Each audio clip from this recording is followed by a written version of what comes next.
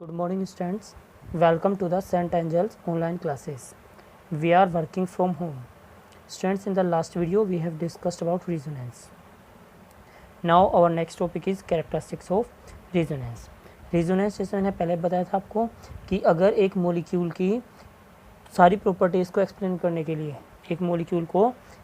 सारी प्रॉपर्टीज़ को एक्सप्लेन करने के लिए अगर हमें क्या करनी पड़े, एक से ज़्यादा इलेक्ट्रॉनिक स्ट्रक्चर को कंसिडर करना पड़ता है, तो इस फिनोमेना को क्या बोलते हैं हम, रेजोनेंस।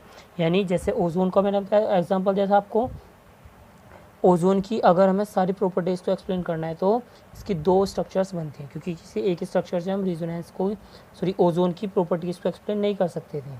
तो इस फिनोमेना को हमने क्या कहा था, रेजोनेंस। तो अब इसकी कुछ प्रॉपर्टीज़ हैं। क्या प्रॉपर्टीज़ हैं, कुछ कैरेक्टरिस्टिक्स हैं। The different electronic structures of a molecule और ion is called resonating structure और canonical structure. These are separated by double headed arrow. यानी जैसे हमने ओजोन की दो स्ट्रक्चर बनाई थी, तो इन दोनों स्ट्रक्चर को हम क्या बोलेंगे, कैनोनिकल स्ट्रक्चर या रेजोनेटिंग स्ट्रक्चर। यानी ओजोन की हम दो कैनोनिकल या रेजोनेटिंग स्ट्रक्चर बना सकते हैं, और इन दोनों को हम किससे सेपरेट करेंगे, डबल हेडेड एरो से। किससे सेपरेट करेंगे, डबल हेडेड एरो से। यानी जो रेजोनेंस होता है, रेजोनेंस का सिंबल क्या होता है, double headed arrow. The average structure of canonical structure are called resonance hybrid. मैंने बताया था। उसके बाद हम क्या करते हैं, इन दोनों स्ट्रक्चर का एक एवरेज स्ट्रक्चर बनाते हैं, इन दोनों की एक एवरेज स्ट्रक्चर बनाते हैं। उस एवरेज स्ट्रक्चर को क्या बोलते हैं हम, रेजोनेंस हाइब्रिड बोलते हैं। क्या बोलते हैं, resonance hybrid. Next characteristics, the canonical structure differs in position of electron and bond. The position of atom remains same in all the resonating structure. यानी जितनी भी रेजोनेटिंग स्ट्रक्चर होगी उन सब में केवल और केवल किसका डिफरेंस होगा, उनमें पोजीशन ऑफ इलेक्ट्रॉन और बॉन्ड का ही डिफरेंस होगा। यानी सारी की सारी जो इलेक्ट्रॉनिक स्ट्रक्चर्स हैं, कैनोनिकल स्ट्रक्चर हैं, सब में इलेक्ट्रॉन और बॉन्ड का ही की पोजीशन का डिफरेंस होगा।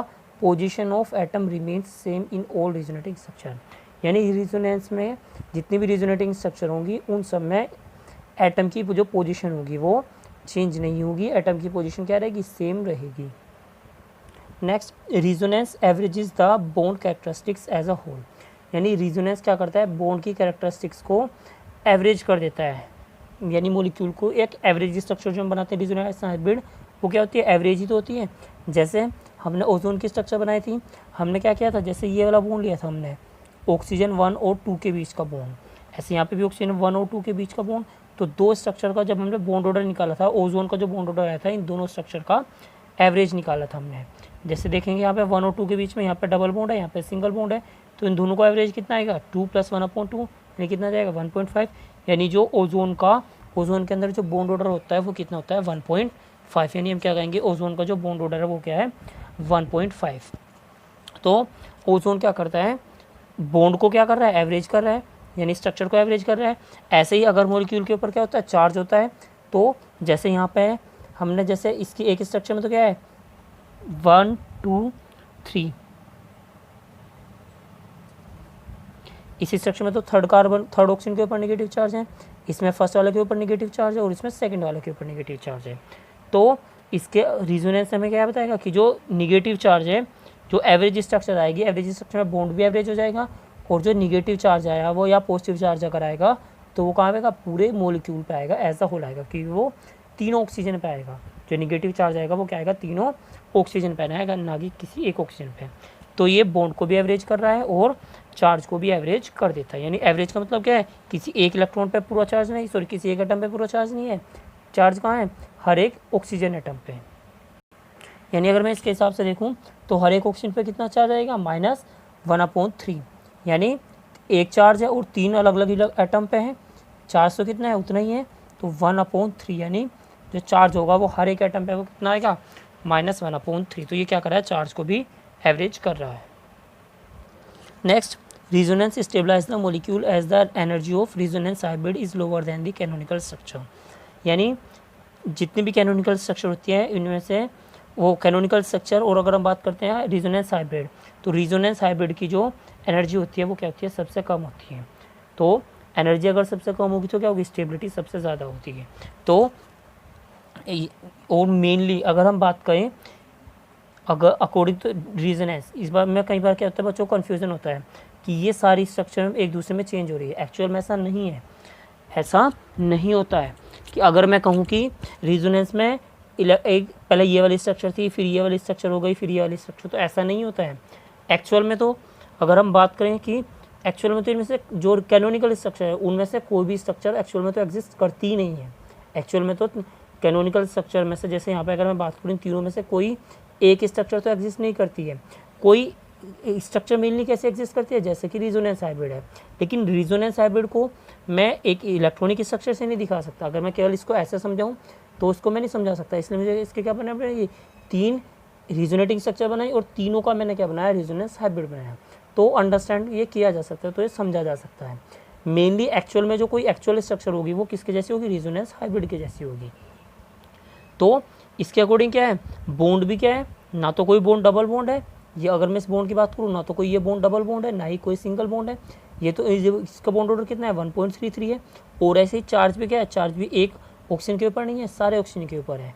तो यहाँ पे क्या हो रहा है, एटम्स का चार्ज का भी डीलोकलाइजेशन हो रहा है, चार्ज का भी क्या हो रहा है, डीलोकलाइजेशन हो रहा है।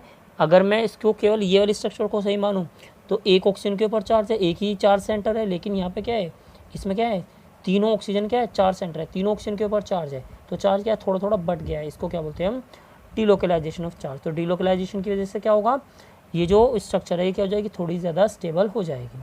ऐसे ही तो स्टेबल होने की वजह से क्या होगी, जो रिजोनेंस हाइब्रिड है उसकी जो एनर्जी होगी वो सबसे कम होती है। तो एक बात हमेशा याद रखनी है, रिजोनेंस का मतलब ये नहीं है कि ये स्ट्रक्चर एक दूसरे में चेंज हो रही है। इट डजंट मीन दैट कि ये स्ट्रक्चर एक दूसरे में चेंज नहीं हो रही है। ये एक्चुअल में, जैसे मैंने बताया, एक्चुअल में तो कोई स्ट्रक्चर एग्जिस्ट ही नहीं करती है। स्ट्रक्चर जो एक्चुअल स्ट्रक्चर एग्जिस्ट करती है वो किसके जैसी होती है, किसके सिमिलर होती है, वो रिजोनेंस हाइब्रिड के सिमिलर होती है, इसके जैसी हो सकती है, लेकिन हम एग्जैक्टली नहीं बना सकते उसको। तो इसलिए हम पहले तीनों को, जितनी भी रिजोनेंस स्ट्रक्चर बनते हैं उसको बनाते हैं और फिर उनका हाइब्रिड बनाते हैं। Next, the energy of all canonical structure are comparable. तो जितनी भी कैनोनिकल स्ट्रक्चर होंगी उनकी जो एनर्जी होगी वो क्या होगी, कंपेरेबल होगी। यानी ऐसा नहीं है कि एक एनर्जी बहुत ज़्यादा, एक स्ट्रक्चर की एनर्जी बहुत ज़्यादा होगी, एक स्ट्रक्चर की एनर्जी बहुत कम होगी। इनकी जो एनर्जी होनी चाहिए वो कैसी होनी चाहिए, कंपेरेबल ही होनी चाहिए। यानी जो रिजोनेंस कैनोनिकल स्ट्रक्चर है उन सब की एनर्जी सिमिलर होगी, कंपेरेबल होगी।